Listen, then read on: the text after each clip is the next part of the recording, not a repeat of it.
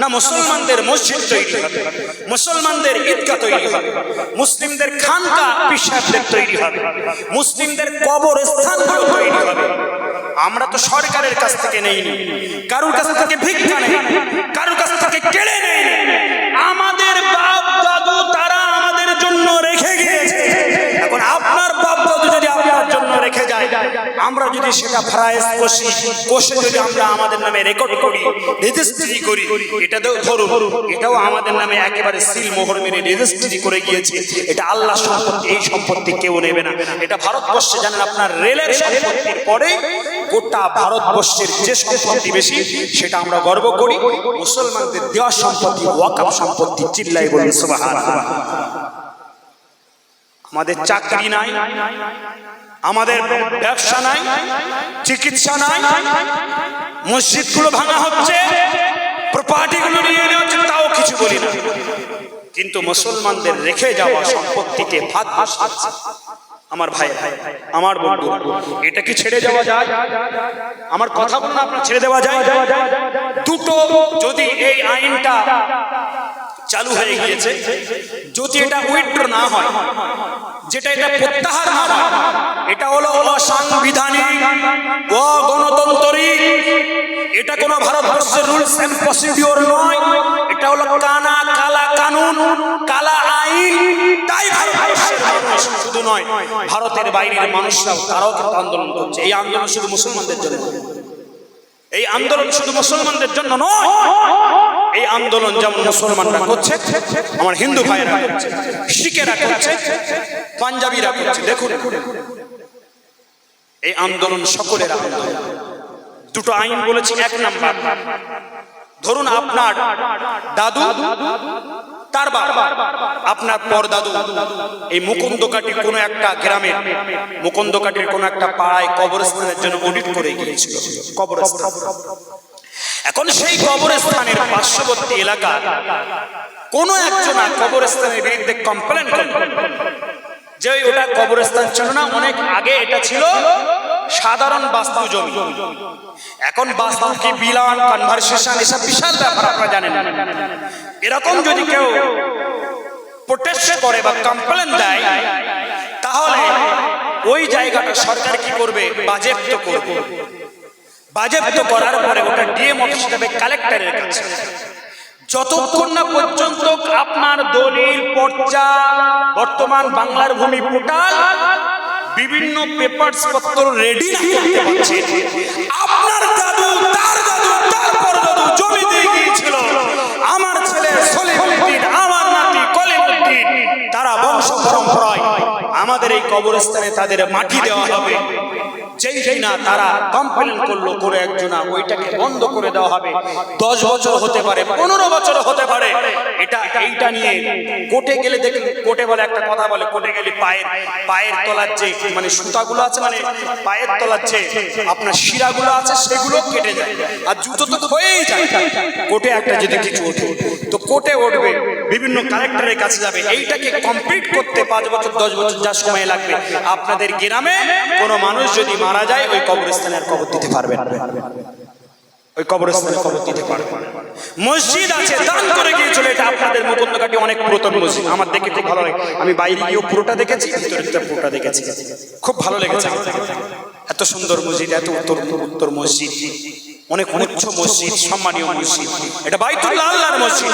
এখন এর বিরুদ্ধে কোন একজন XYZ বেধর্মী কমপ্লেন করে দিতে পারে বা কেউ করিয়ে নেবে, যতক্ষণ না পর্যন্ত প্রমাণ না হবে, এটা ওয়াকফ বোর্ডের অস্তিত্বে থাকবে না, এটা কালেক্টরের অস্তিত্বে থাকবে, তার নজরবন্দি হয়ে যাবে। যতক্ষণ না পর্যন্ত প্রমাণ না হবে, ততক্ষণ পর্যন্ত এটা সরকার এসে সিল করে দেবে, এখানে কোনো নামাজ চলবে। আপনি ভাবছেন এটা আমাদের অস্তিত্ব টিকিয়ে রাখার নাম্বার 1 বললাম একটা, ওই 40টা আইনের মধ্যে আর একটা আইন হলো, কোন মানুষ যদি কিছু দান করতে চায়, ওয়াকফ করতে চায়, ওয়াকফ করতে গেলে তাকে প্রমাণ দিতে হবে before 5 years as a Muslim, before 5 years as a Muslim হিসাবে, অর্থাৎ 5 বছর আগে সে মুসলিম ছিল, তার প্রমাণ দিতে হবে। কেমন প্রমাণ? আপনি যে নামাজ পড়েন, মসজিদে যান, এরকম প্রমাণ নাই। এমন এমন প্রমাণ সেখানে চেয়েছে। আপনি যে মুসলমান, আপনি যে একটা জিনিস দান করবেন, একটা বড় লোক হতে পারে, দেখুন যারা শিক্ষিত মানুষ হয়তো তারা প্রমাণ করতে পারে, কিন্তু একজন মূর্খ তার তো অনেক সম্পত্তি থাকতে পারে, তার ইচ্ছা হতে পারে যে আমি ঈদগার জন্য দেব, কবরস্থানে দেব, মাদ্রাসার জন্য দেব, না আমি এমন করে দান করব, কিন্তু ইচ্ছা করলে সে দান করতে পারবে না যতক্ষণ না পর্যন্ত তাকে অ্যাজ এ ইসলাম হিসেবে প্রমাণ করতে হবে এবং ওখানে একটা পেপারস দেওয়া হবে, সেই পেপারে একটা স্ক্যান করতে হবে তার মুসলমানিত্ব 5 বছর ধরে ছিল, তারপরে সে দান করতে পারবে। আমার সম্মানীয় ভাইরা, আমি দুটো কথা বলে আপনাদেরকে সজাগ করি। এক নম্বরে আপনার বাপ দাদুরা মসজিদের জন্য, ঈদগার জন্য, কবরস্থানের জন্য দিয়েছিল, সেটা পর্যন্ত আপনাকে আমাকে প্রমাণ করতে হবে। দ্বিতীয় নম্বরে আমাদের ইচ্ছা থাকলেও আমরা দেব, কিন্তু দিতে পারবো না এমন কঠিন কঠিন আইন সেই 40টা ধারার মধ্যে এনেছে। আমার সম্মানীয় ভাইরা, আমাদেরকে সজাগ থাকতে হবে। কথা ঠিক না ভুল? কথা ঠিক না ভুল? ঐক্যবদ্ধ হতে হবে, ঐক্যবদ্ধভাবে আমাদের সংগ্রাম করতে হবে।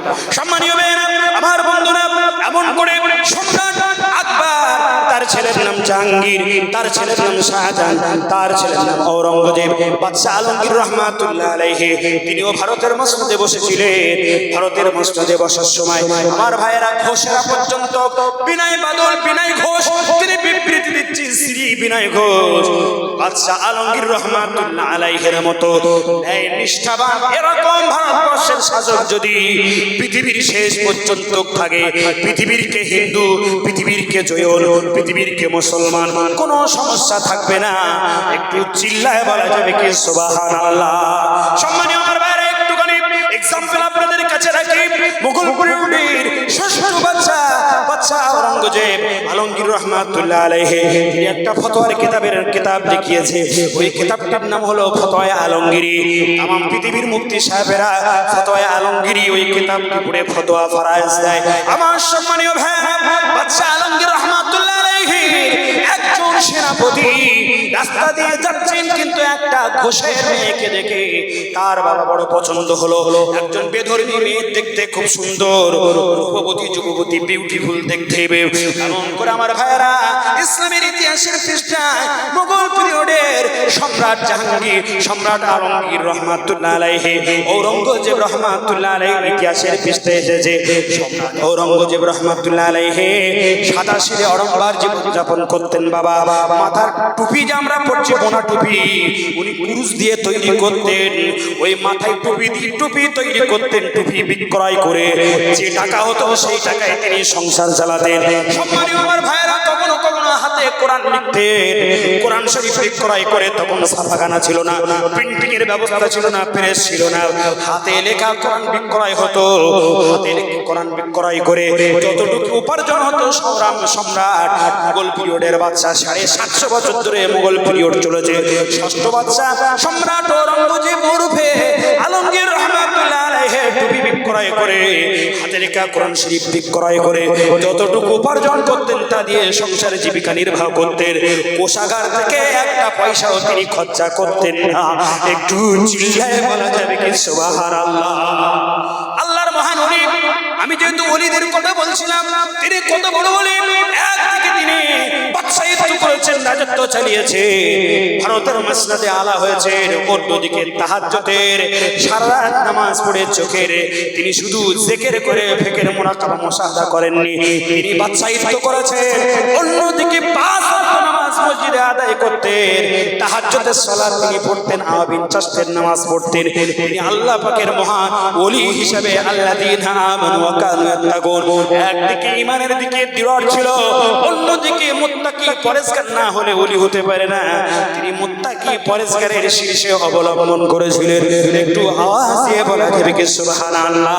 সম্মানীয় আমার ভাইয়েরা, আমার বন্ধুরা, আমার আম্মাজান বোনেরা, সেই যুগের একজন রূপবতী সুন্দরী একজন মহিলা রাস্তা দিয়ে হেঁটে হেঁটে যায়। আমাদের এলাকায় যদি কোনো বিউটিফুল সুন্দরী, এমন করে চোখটা তার আড়া, ঠোঁটটা তার পাপড়ির মতো লাল, মুখটা তার সুন্দর মতো দেখতে, এমন সৌন্দর্য যদি কোনো ছেলে এবং মেয়ে থাকে, ছেলে যদি দেখতে ভালো হয়, মেয়েরা ওরকার ফাঁকতে একটু দেখার চেষ্টা করে না ওরকা পরে নিয়েছে, চোখ টেনে টেনে দেখবে।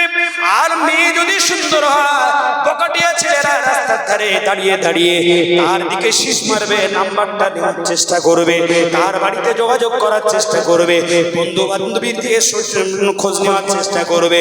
যদি বিউটি সুইটি নাইটি নাইস কবিতা সবিতা যদি একবার ঠিক করে হেসে ফেলে, এ বলে আমার হয়ে গিয়েছে, তার হওয়ার জন্য মোবাইলে আবার নাম্বার নিয়ে বাড়িতে আসবে। যদি একবার ফোন করে হ্যালো বলি, আর বিউটি সুইটি নাইট যদি একবার তুলে বলে খবর বলো, তাহলে মনে হয় 100% ক্রোজ হয়ে গেছে, বলে আমার হয়ে গিয়েছে। এরকম স্বভাব চরিত্রের ছেলে মেয়ে এরকম আছে আমার ভাইয়েরা।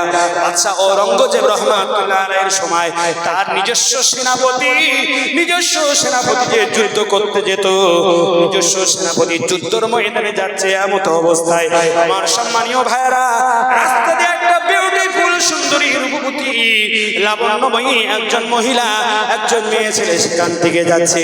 সেই সঙ্গে সঙ্গে বাদশা আলমগীর ঔরঙ্গজেব রহমাতুল্লাহ আলাইহি আমার বাবারা ভাইয়েরা সেনাপতি দেখতে তখনই ভালো লেগে গেল, এই মেয়েটাকে আমার চাই, এই মেয়ের সাথে বিবাহ করতে হবে। এই মেয়েকে যদি বিবাহ না করতে পারি, আমি সেনাপতি কখনো আর খানা পিনা গ্রহণ করবো না। আমার ভাইয়েরা সম্রাট শাহজাহান তার বিবি মুমতাজকে পছন্দ করে বিবাহ করে তিনি একটা তাজমহল তৈরি করেছিলেন। 22 লক্ষ শ্রমিক সেদিন কাজ করেছিল, 22 বছর ধরে 22 লক্ষ তদানীন্তন সময়ে ভারতবর্ষের মুদ্রা রূপী দিয়ে ভারতের ঐতিহ্যবাহী আগ্রায় তাজমহল তৈরি আছে। আজও পর্যন্ত তাজমহলের প্রত্যেকটা দেওয়ালে আল্লাহর কোরআনুল কারীমের আয়াতগুলো লিপিবদ্ধ করা আছে। একটু চিল্লায় বলা যাবে সুবহানাল্লাহ, একটু জোরে বলা যাবে না? কিন্তু এই উঁচুটি মানে সরকার কি বলবো, শয়তান বলতে আমার ইচ্ছা হচ্ছে। এরা আবার বলে তাজমহল না, ওটা তেজমহল। জোরে বলেন নাউজুবিল্লাহ। ওখানে কোরআনের আয়াত লেখা আছে, সেটাকে এরা ইতিহাসকে বিকৃতি করার চেষ্টা করছে। সম্মানীয় আমার ভাইয়েরা, গোটা বিশ্বের 10তম একটা সৌন্দর্য যে প্রদর্শন স্মৃতিসৌধ, তার নাম হলো ভারতবর্ষের ওই অযোধ্যা উত্তরপ্রদেশের এমন আগ্রার তাজমহল। ওই তাজমহল সম্রাট শাহজাহান তার বিবি মুমতাজের জন্য বানিয়েছিল। বিবি মুমতাজ ইন্তেকাল করলো, ইন্তেকালের পরে তার স্মৃতিসৌধ ধরে রাখার জন্য তাজমহল বানানো হলো। তাজমহলের বিশাল ইতিহাস আপনাদের সামনে রাখবো না। আমি যেহেতু প্রেমের কথা বলছিলাম, সম্রাট শাহজাহান তার বেগম মুমতাজকে প্রেম করতেন, ভালোবাসতেন। কেমন ভালোবাসতেন? সম্রাট শাহজাহানের ইতিহাসের পৃষ্ঠায় লিপিবদ্ধ করা হয়েছে। বেগম মুমতাজ মেহমান পৃথিবী থেকে বিদায় নিল, যখন দুনিয়া থেকে চলে গেল, সম্মানীয় আমার ভাইয়েরা মায়েরা বোনেরা, 1 মাস না 2 মাস নয়, কিতাবের মধ্যে পৃষ্ঠায় লিপিবদ্ধ আছে প্রায় 3 মাস ধরে সম্রাট শাহজাহান ঘরের থেকে বার হতো না। বেগম মুমতাজের জন্য বিভোর হয়ে পড়েছিল, তার এসেকে পাগল হয়ে বিভোর হয়ে পড়েছিল, এত ভালোবাসতো এই সম্রাট শাহজাহানের ছেলের নাম হলো আমার ভাইয়েরা বন্ধুরা সম্রাট জাহাঙ্গীর। ওই জাহাঙ্গীরের ছেলের নাম হলো ঔরঙ্গজেব রহমাতুল্লাহ আলাইহি।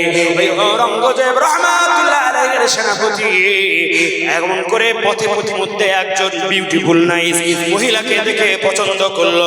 খোঁজ নিল, কে খোঁজ নিতে দেখা গেল একটা ঘোষের মেয়ে ঘোষের বাড়িতে চলে গেল।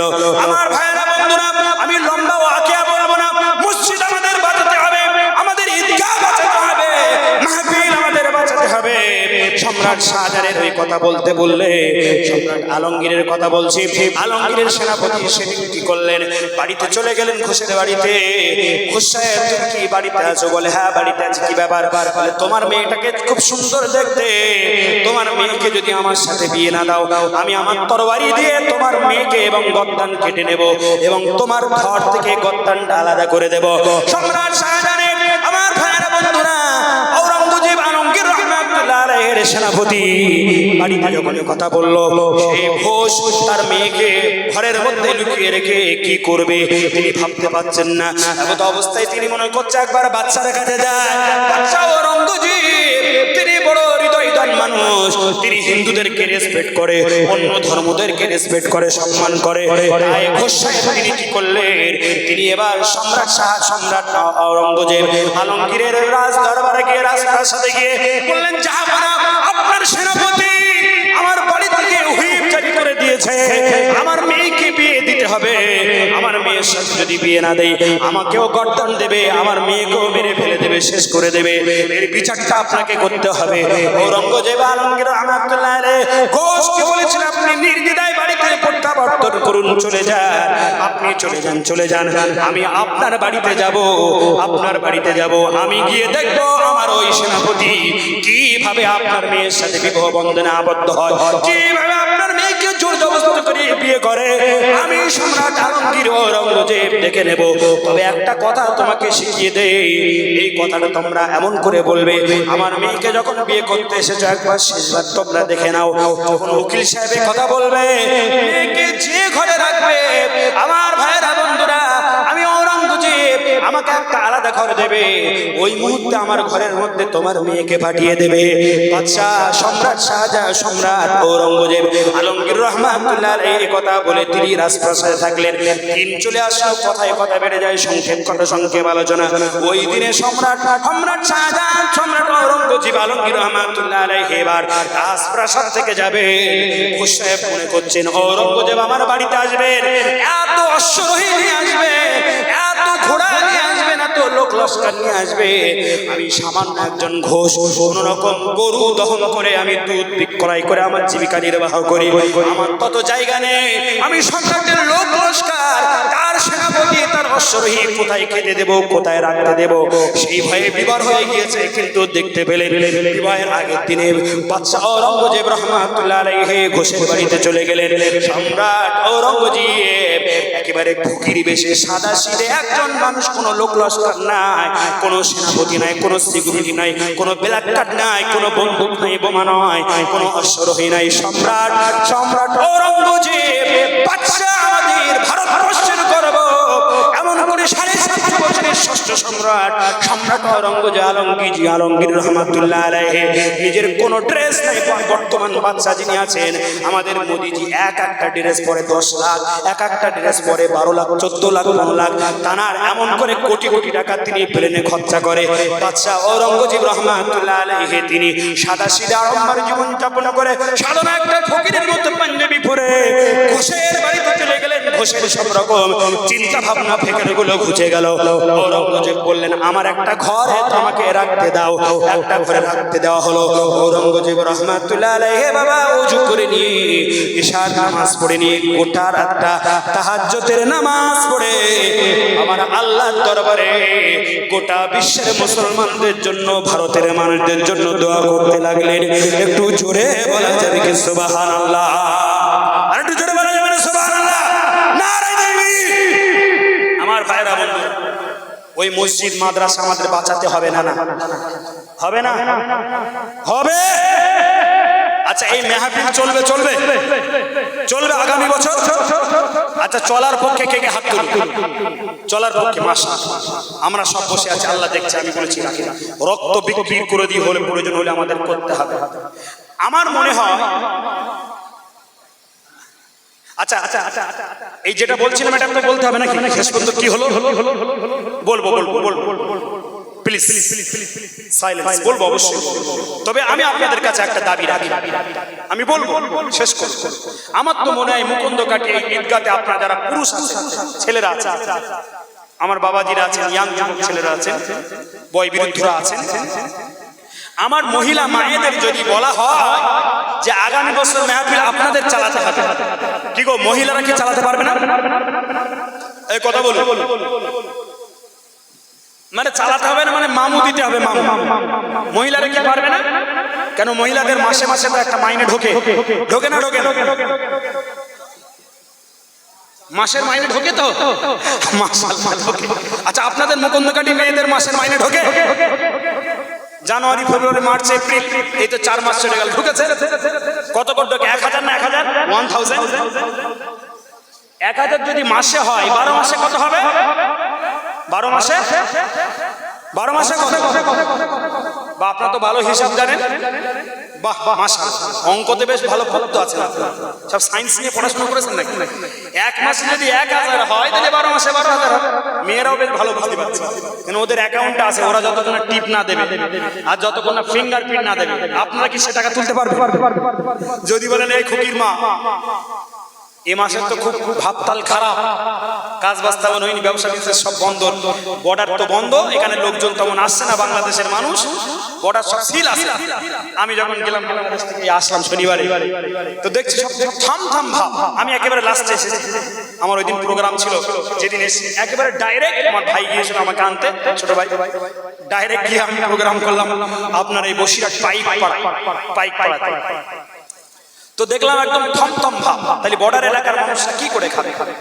তো যদি বলেন কোচির মা, এই ফজিলার মা, এ জবেদা ফতেমা খাতুন, তুই যা বলিস আমি তাই এনেছি, যা বলিস। ঈদের সময় যদি বলিস আমার একটা জায়গায় দুটো শাড়ি লাগবে, আমি দুটো জায়গায় তিনটে এনেছি। যদি বলিস আমার একটা হাতের একটা মানে বাউটি করে দিতে হবে, তাও করে দিচ্ছি। নাকে নখ তাও ডায়মন্ডের বানিয়ে দিয়েছি, ইয়ারিং বানিয়ে দিয়েছি। এখন খুব ফ্রাই পড়েছি, কাজ বাজ বন্ধ, তোর এই যে মাসে মাসে 1000 করে পাচ্ছি, 4000 টাকা, তুই একটু আমার দে, ওই ব্যাংকের বইটা যাবে একটু ব্যাংক থেকে তুলে আনা যাবে, যতক্ষণ না পর্যন্ত না যাবে। আবার দেখবেন আপনারা যখন ব্যাংকের অ্যাকাউন্ট করবেন সব নমিনি দেখেন মেয়েদের বউদের জন্য, যে নমিনি স্পন্সর যেখানে সই করে সাইন করতে হয়। আপনাদের ওয়াইফ কি নাম তো আমি জানি না, প্রত্যেকের ওয়াইফের নাম বিউটি সুইটি হতে পারে, ফাতেমা, আমেনা, জবেদা, হালিমা, খোদেজা, করিমা, রোকেয়া, সালেহা, আবেদা, এসব হতে পারে। তাদের নামে আপনারা নমিনি করে দিয়েছেন, কিন্তু ওরা যখন ব্যাংক অ্যাকাউন্ট করে আপনাদের নামে নমিনি করতে চাই না, এই ভাই বড় সমস্যা আছে। আপনাদের নামে নমিনি করতে চাই, মনে করে যদি আমার ওই যদি খোকার বাপের নামে নমিনি করি, খোকার বাপ যদি আবার অন্য জায়গায় চলে যায় তাহলে সমস্যা বেঁধে যাবে। এই মুকুন্দঘাটে খোকার বাপেরা এরা চলে যাবে। যে আমেনা 18 বছর বিয়ে করেছে, মৃত্যু পর্যন্ত আমেনার সঙ্গে থাকে, একটা স্বামী যথেষ্ট। কারণ আল্লাহ বলে ওয়াইন খিফতুম আল্লাহ তাআদিলু ফাওয়াহিদা, যদি তুমি ভয় করো তাহলে একটা স্ত্রী গ্রহণ করো। আমরা ভয় করি যে আল্লাহ তাআদিলু ন্যায় বিচার করছে, এরা দুটো স্ত্রী গ্রহণ করবে না, এরা একটাই। অ্যাকাউন্ট নাম হলো সালেহা, ফাতেমা, জোবেদা, ওরা বলবে যে আমার সঙ্গে নিয়ে যেতে হবে। আর ওদের একটা বেড়াতে যাওয়ার একটা বেশ সক্ষম সুযোগ পেয়েছে।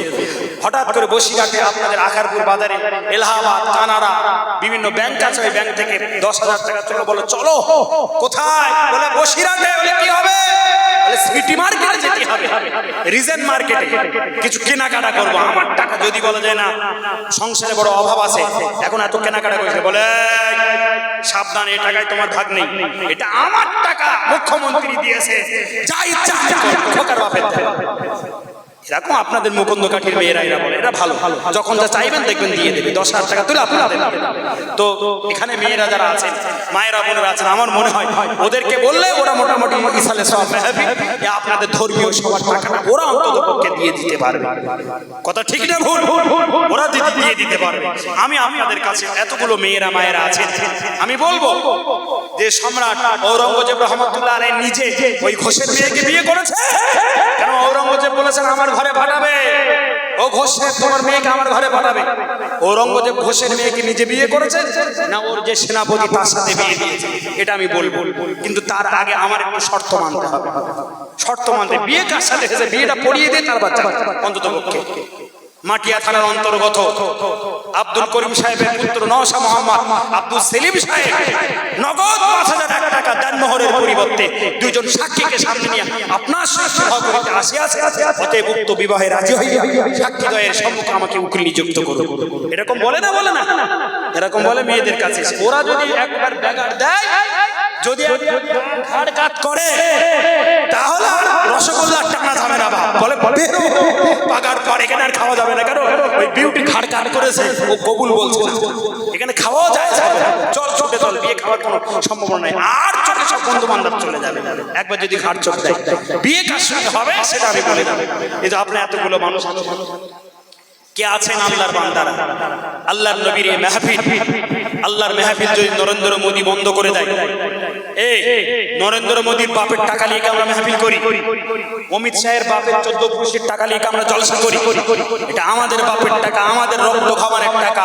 কেউ বা ফ্যান চালায়, কেউ বা রাজমিস্ত্রির কাজ করি, কেউ বা চাষের কাজ করি, কেউ বা ছোট ছোট কাজ করি, কেউ বা ছোট ছোট ব্যবসা।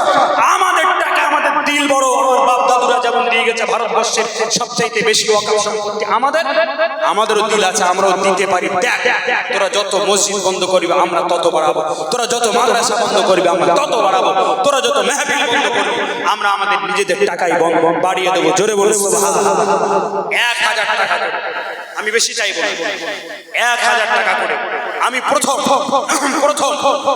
1000 টাকা করে। আচ্ছা, তারাবি নামাজ আপনারা পড়েছেন? এর আগের মাসে কি রোজার মাস ছিল, রমজানুল মুবারক মাস, তারাবির কত রাকাত নামাজ? না 8 রাকাত পড়েছেন না 12 রাকাত?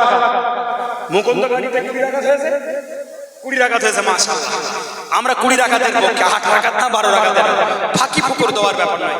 মোজাদ্দুদুজ জামান দাদা হুজুর রহমাতুল্লাহ আলাইহি, বসে আল্লামা হুজুর রহমাতুল্লাহ আলাইহি, পানিগড় হাফেজ সাহেব হুজুর রহমাতুল্লাহ আলাইহি, তারা কোরআন খাঁটি, কোরআন হাদিস থেকে, হাদিস সুন্নাহ থেকে তারা প্রমাণ করে দিয়েছে যে 20 রাকাত নামাজ পড়তে হবে, সালাতুত তারাবি। আমরা 20 রাকাত নামাজ পড়েছিলাম। আমি জানি মুকুন্দকারীর মানুষরা মরে যায়নি, মুকুন্দকারীর মা বোনেরা মরে যায়নি। আমি 20 জন মহিলার কাছ থেকে 1000 টাকা করে চাইবো। মহিলারা ওখানে চলে যান, আমার যুবক ছেলেরা একটা খাতা নিয়ে চলে যান। পৃথিবীতে প্রথম ইসলামের জন্য যিনি শহীদ হয়েছিল, বেটা ছেলে নয়, সে মহিলা, হযরত সুমাইয়া রাদিয়াল্লাহু তাআলা আনহা। মহিলা ছিলেন, মহিলাদের দিল বড়। হযরত মা খাদিজা সব দিয়ে দিয়েছিল ইসলামের জন্য। মহিলাদের কাছ থেকে 20 জন আর ছেলেদের কাছ থেকে 20 জন। কোন কোটাটা আগে পূরণ হয় দেখেন। ওখানে একজন যান, রেডি হয়ে যান। মেয়েদের কাছে খাতা কলম নিয়ে যান, আগে পূরণ হয়। ছেলেদের 20 জন আগে দেবে না মেয়েদের 20 জন আগে দেবে? আমি এটা দেখতে চাই। আজকে দাদা হুজুর রুহানির এক দোয়া, বশিরের আল্লামা হুজুর রুহানির এক দোয়া, পারিগবরের আমার দাদু জান হাফেজ রুহানির এক দোয়া আপনাদের জন্য আল্লাহ কবুল করে নেবেন। একবার জোরে বলুন আল্লাহুম্মা আমিন। 1000 টাকা আল্লাহ 1 লক্ষ টাকা বরকত দেবেন। আমি এবছর হজ পাকে যাওয়ার নিয়ত করেছি। আগামী 22 মে আল্লাহ যদি বাঁচিয়ে রাখে, আপনাদের নেক দোয়ার বাবার কথা হজ পাকের উদ্দেশ্য যাব ইনশাআল্লাহ। আপনারা যদি দোয়া করেন, এই মাসে, পরের মাস মে মাসের 22 তারিখ হজে যাব ইনশাআল্লাহ। আল্লাহ অনেকবার নিয়ে গেছেন মক্কা মদিনা মুনাওয়ারাতে, মক্কা মুআজ্জামাতে, বিভিন্ন অলি গলি। আল্লাহ পাক আপনাদের নেক দোয়ার বাবার কথা, আমার দাদু জান হাফেজ সাহেব হুজুর রহমাতুল্লাহ আলাইহি, আমার আম্মা জান আব্বা জানের দোয়াতে আমি ঘুরেছি, দেখেছি। এবার আল্লাহ পাকের ইচ্ছা থাকলে, আল্লাহ যদি কবুল করে হজ পাকে যাওয়ার নিয়ত করেছে, আপনাদের জন্য কবুল করবে। 20 জন তো এখানে হইবে, ছেলেদেরও 20 জন হবে, মেয়েদেরও 20 জন হবে। সবচেয়ে বড় জিনিস, সবথেকে বড় জিনিস বলবো, সবচাইতে বড় জিনিস ওই 20 জনের মধ্যে আমার নাম আছে কিনা। আমি এই 20 জনের জন্য আলাদা স্পেশাল একটা দোয়া করব আল্লাহর ওলিদের রুহানি বাবার কাছে। এই 20 জনের মধ্যে আমার নাম আছে কিনা। অনেক টাকা অনেক দিকে দেই বাবা, একবার মোবাইলে রিচার্জ মারলেই তো 1000 টাকা। কমাস যায়। মনে করেন যে আমি রিচার্জের টাকা একটু খরচা করি, চায়ের টাকা একটু খরচা কম করি, বিড়ি সিগারেট একটু কম খাই, তেরেঙ্গা সিগারেট একটু কম খাই, দোকানে বন্ধু বান্ধবী নিয়ে একটু কম ঘুরি, দোকানের রেস্টুরেন্টে একটু বিল কম দেয়। দীঘায় নয় 3 বার যাই, সেখানে 1 বার যাব। দীঘায় যায়, এখান থেকে দীঘায় যায়, এখান থেকেও যায়। 3 বার যাওয়া বন্ধ করতেন, 1 বার নাই যাবেন 1000 টাকা। আমার মায়েরা বলে 1000 টাকা। 20 জনের মধ্যে কার কার নাম থাকে আমি সেটাই দেখবো। 1 2 3 4 20 পর্যন্ত 20 জন ফিমেল, 20 জন মেল। আমি প্রথমে এটা দেখতে চাই। আল্লাহ কবুল করে নিন। একটু জোরে তাকবীর দিন, নারে তাকবীর। হলো না তাকবীরের আওয়াজ, ভয়েস বলুন। আমি কিন্তু তাফসীরই করতে পারিনি আজকে। আয়াতে কারিমা শুরু করেছি সূরা ইউনূসের 62 63 64 নম্বর আয়াত। এই তাফসীরটা কি আমি কমপ্লিট করতে পারি? বিশাল তাফসীর এটা। বুঝতে পারতেন তাফসীরের লাস্ট পর্যন্ত কাজটা কি হতো। তথাপিও আমার ভাই জান, আমার সাইফুল ভাই অনেকবার আমাকে ফোন করেছেন, মোবাইলে এসএমএস করেছেন। আমি বললাম, যখন আমি মানে সত্যি আমি টাইম ম্যানেজমেন্ট করি, আমি ওয়াদা দিলে ওয়াদা ভঙ্গ করা আমার জ্ঞানত পক্ষে। আমি চেষ্টা করি টাইমে পৌঁছাবো, এবং ওয়াদা আমি খেলাপ করা পছন্দ করি না। কথা দিয়েছি, আমি বলেছি আসবো, ইনশাল্লাহ এসেছি। আমি অত্যন্ত ব্যস্ত থাকার মধ্য দিয়ে আমি বাড়িতে এসেছি, 8 ঘন্টাও সময় পাইনি। বাড়িতে এসে ওযু ওয়াজা করেছি, একটু পানি গড়গড়া করেছি, কারণ বিভিন্ন প্রোগ্রাম প্রতিদিন কন্টিনিউ একটু পানি গড়গড়া করেছি। তারপরে কি করলাম, এশার 4 রাকাত ফরজ নামাজ আমাদের মাদ্রাসায় আমার দাদুজান হাফেজ হুজুর রহমাতুল্লাহ আজিজি 1356 সালের সেই ঐতিহাসিক মাদ্রাসা আজিজিয়া হিজরুল কোরআনিয়া দারসে আজিজিয়াতে আমি নামাজ পড়েছি, দাদুজানের মাজারটা জিয়ারত করেছি। সাথে সাথে আমি গাড়িতে উঠেছি, আপনাদের কাছে এসে চলে এসেছি। আমার ভাইরা বন্ধু, অত্যন্ত কষ্ট নিয়ে দিন রাত পরিশ্রমের মধ্য দিয়ে আমি 1 মিনিট সময়টাকে বাজে কাটানোর চেষ্টা করি, কোনো না কোনো কাজের মধ্য দিয়ে, কোনো না কোনো বিষয়ের মধ্য দিয়ে বা স্টাডির মধ্য দিয়ে আমি চেষ্টা করি আমার কাজটাকে করার জন্য। আমার ভাইয়েরা অত্যন্ত গুরু দায়িত্ব নিয়ে আপনার কাছে এসেছে, সেজন্য এতগুলো মানুষ আপনারা আছেন। তাকবীর দেব আল্লাহর নামে, তাকবীর, যে তাকবীরের মাধ্যমে আল্লাহ পাক রব্বুল আলামিন আমাদের সবকিছু, বদরের যুদ্ধ জয় করেছিল, উহুদের যুদ্ধ জয় করেছিল, সিফফিনের যুদ্ধ, ইয়ামামার যুদ্ধ আল্লাহ পাক জয় করে দিয়েছিলেন। জোরে বলুন সুবহানাল্লাহ। বদরের যুদ্ধ 313 জন, অপর পক্ষে আছে কতজন? 1000। 17 রমজান আল্লাহর নবী বলেন, আল্লাহ ইসলামের প্রথম যুদ্ধ আমার এই সাহাবীদের হাতে কোনো অস্ত্র শস্ত্র নেই, এরা প্রশিক্ষণ কিছু দেয়নি, ওরা 1000 প্রশিক্ষণ দিয়েছে। 17 রমজান রোজা করতে করতে, মিসওয়াক করতে করতে যুদ্ধ করছে। আল্লাহ আপনি গায়ে ইবাদত দিবেন, আল্লাহর নামে তাকবীর তারা দিয়েছিল, সেই তাকবীরের ধ্বনি আমি দিয়েছি। বদরের যুদ্ধ 313 জন তাকবীরের জোরে আল্লাহ পাক রব্বুল আলামিন 1000 কে পরাস্ত করে তাদেরকে বিজয় সাব্যস্ত করেছিলেন। জোরে বলুন সুবহানাল্লাহ, নারে তাকবীর বলুন। বদরের তাকবীর, ও আল্লাহ, ওহদের তাকবীর, সিফফিন ইয়ারমুকের তাকবীর, ইয়ামামার তাকবীর, আর আপনার তাকবীর দিচ্ছেন এখানে। মুকুন্দকাটির যুবক ছেলেরা কি মরে গেছে নাকি? এ ছেলে বাচ্চারা কি মরে গেছে? মা বোনেরা মরে গেছে? যায়নি। মুস্কান খান তাকবীর দিয়েছিল ফিলি ইউনিভার্সিটিতে, বিকমের 2য় বর্ষের ছাত্রী কন্যাটাকে, যে তাকবীর আকাশ বাতাস মুখরিত করেছিল, গোটা বিশ্বকে তোলপাড় করেছিল মুস্কান খান। একটু তাকবীর দিন মুস্কান খানের মতো, নারে তাকবীর, নারে তাকবীর। মুকুন্দকাটির ওই ঐতিহাসিক মহান ধর্মীয় সভা, মুকুন্দকাটির ওই ঐতিহাসিক মুকুন্দকাটির গ্রামবাসী বৃন্দ, মুকুন্দকাটির আওয়াল বৃন্দ, যুবক মা ও বোনেরা, দাতাগণ জোরে বলুন জিন্দাবাদ, দাতাগণ জোরে বলুন জিন্দাবাদ। মহাব্বতে জিকিরে লা ইলাহা ইল্লাল্লাহ।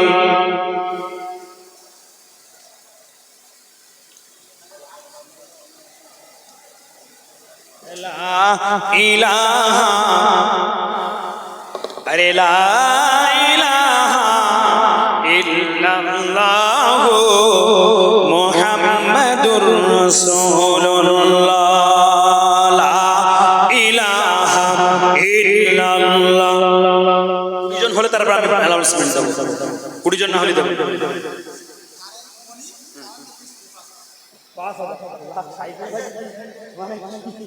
টেনশনে আছে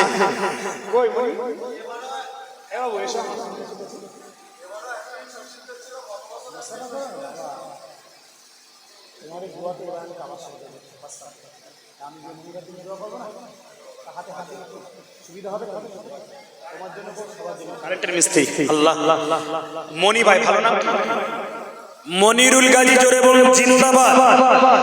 এই বড় জোরে জিন্দাবাদ হলো না। আচ্ছা, মনিরুল গাজী সাহেব এই বেঁচে থাকুক, আপনারা চান না? তাহলে চান যদি জিন্দাবাদ মানে বেঁচে থাক, তাহলে বেঁচে থাক দোয়া করেন। মনিরুল গাজী, জোরে বলুন জিন্দাবাদ, আরো জোরে বলুন জিন্দাবাদ। 5000 টাকা জোরে বলুন মারহাবা, 5000 টাকা জোরে বলুন মারহাবা। আল্লাহ মনিরুল ভাইয়ের দানকে কবুল করুন, উদ্দেশ্য সফল করুন, মনোবাঞ্ছনা পূর্ণ করুন।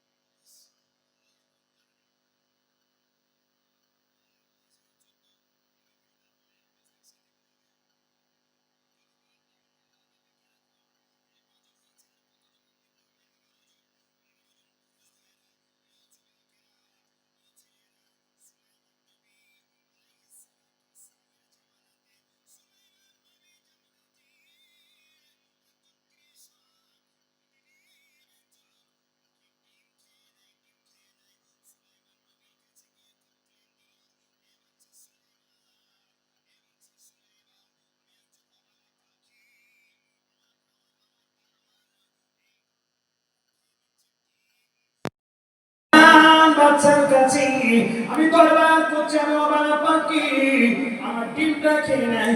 আমার বাপ বড় ইচ্ছা, আমি ওই ডিম থেকে তাওয়ালি দেব, বাচ্চা ফুটবে, আমার প্রজন্ম হবে, আমি পাখি বড় খুশি হয়ে যাব।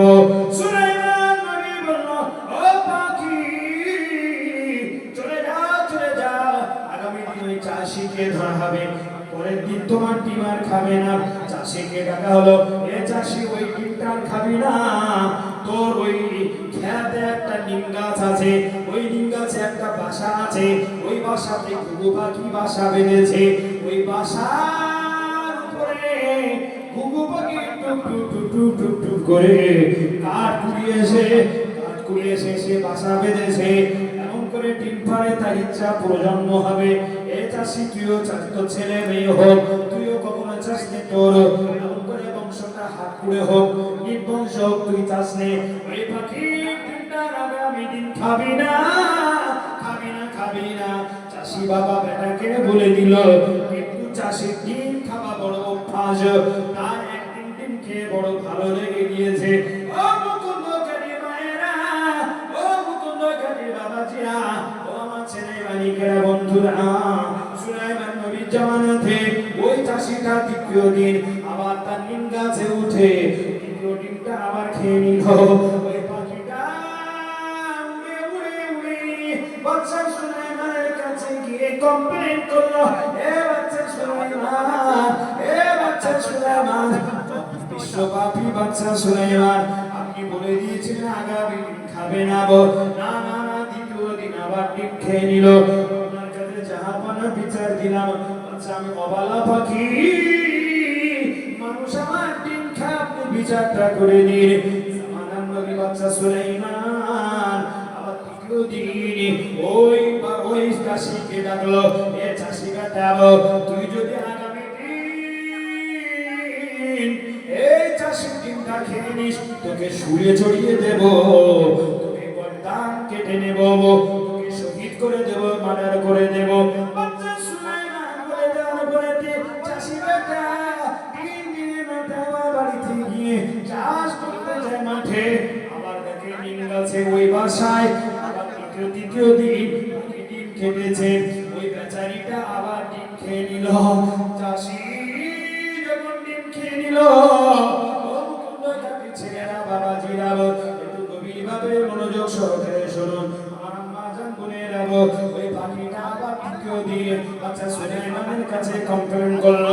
বাদশা সুলাইমান বলল, এ চাষি আর তুই শুনবি না বেটা, আমি তো তিনবার তোকে শুধরে নেওয়ার সুযোগ দিয়েছি, তোকে শুধরে নেওয়ার সুযোগ দিয়েছি, আর তোকে শুধরে নেওয়ার সুযোগ দেওয়া হবে না। বাদশা সুলাইমান এবার জিনদেরকে ডাকলো, এ জিনেরা কোথায় আছো? জিনেরা ডানা মেলে সাথে সাথে বাদশা সুলাইমানের কাছে চলে আসলো।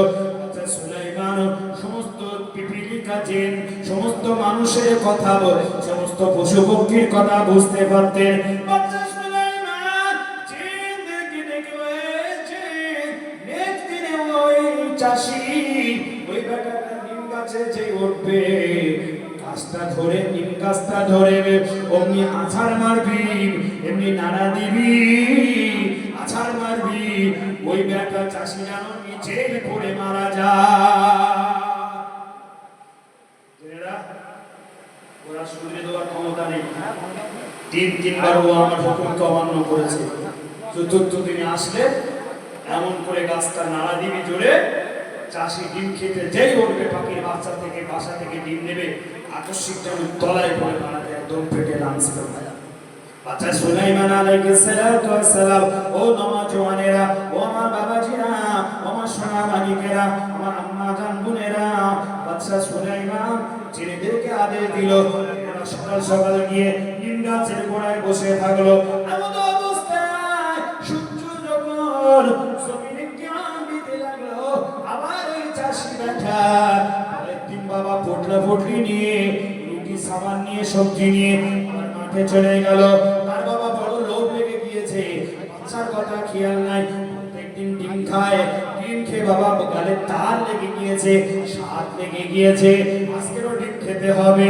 এবারে চাষি বেটা নিম গাছে উঠতে যাবে, এমন অবস্থায় একটা ফকির, একটা ফকির ওই রাস্তা দিয়ে যাচ্ছিল, কাছে করে এসে বলল, ও চাষি ভাই, আমি ফকির, আমি ফকির, আমি মিসকিন, আমি আগন্তুক ব্যক্তি, আমার বড় ক্ষুধা পেয়েছে, 3 দিন ধরে কিছু খাওয়া নাই, কিছু আহার নাই, একটু যদি খেতে দাও।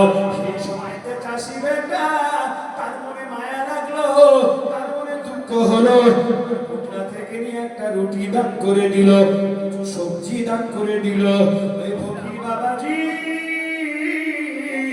ওই ফকিরটা খেয়ে বাবা তৃপ্তি সহকারে ওই বাদশা সুলাইমান নবী আমলেতে ওই চাষির জন্য দোয়া করলো, এই চাষির আল্লাহ আপনি বিপদ আপদ দেবেন না, মুসিবত দেবেন না, আল্লাহ পাক রব্বুল আলামিন ওই ফকিরকে একটা রুটি দান করার জন্য, একটু সবজি দান করার জন্য, ওই চাষি বেটার একটা রুটি একটু সবজি দান করার জন্য এমন করে বাবাজি ওই ফকিরের দানটা আল্লাহ দরবারে কবুল হয়ে গেল।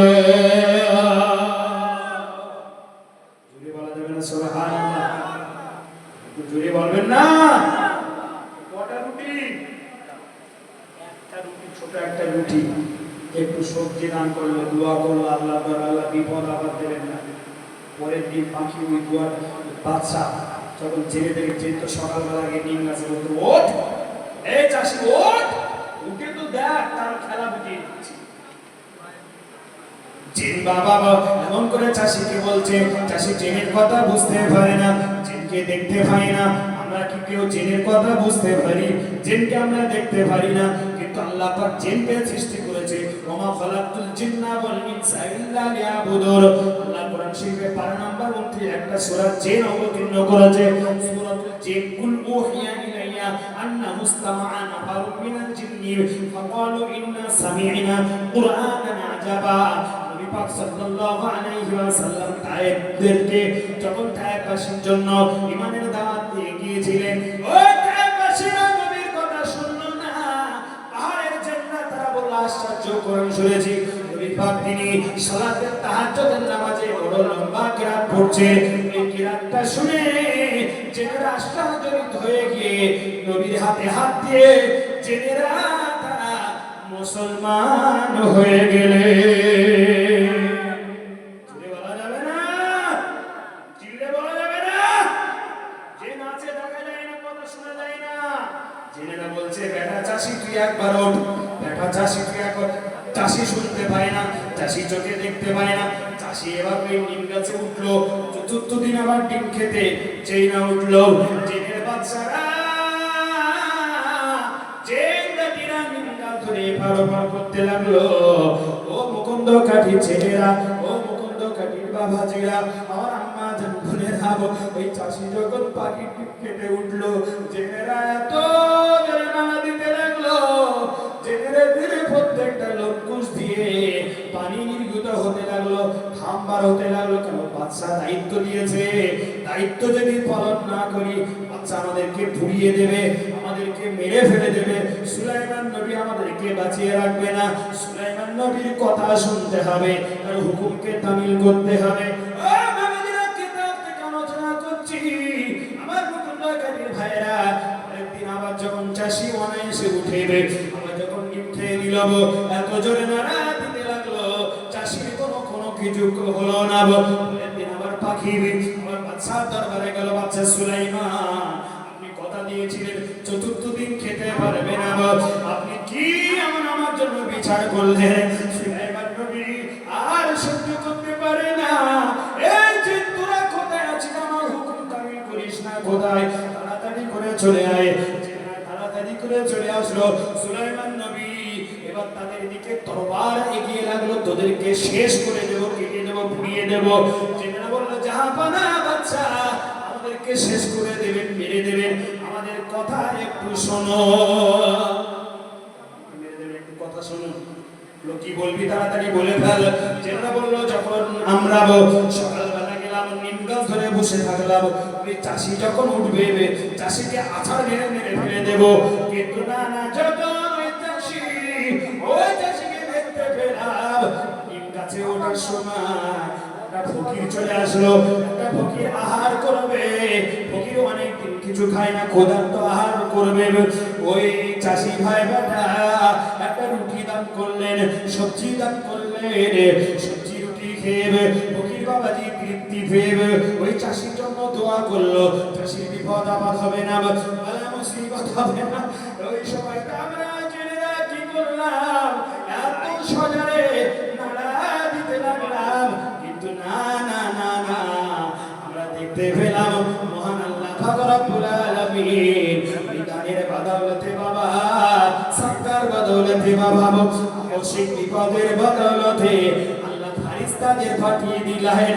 ফারিস্তাদের গায়ের বল বেশি না জেলের গায়ের বল বেশি? কারে?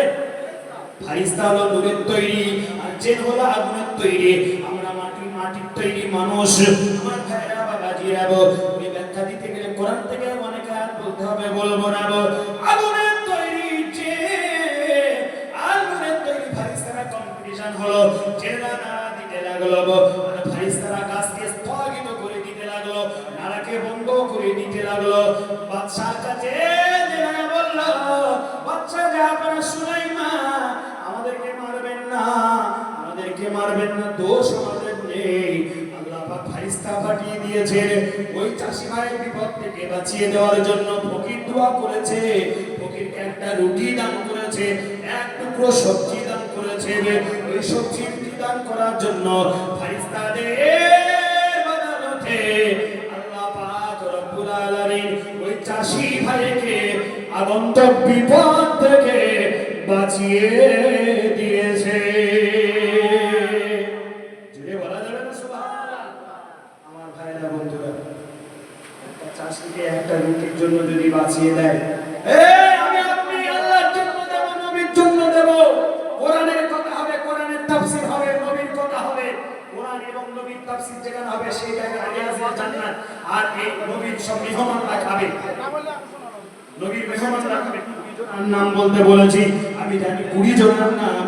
কারণ মুকুন্দকারীর ছেলেরা মরে যায়নি, মুকুন্দকারীর বাবাজিরা মারা যায়নি, আমার মা বোনেরা মারা যায়নি।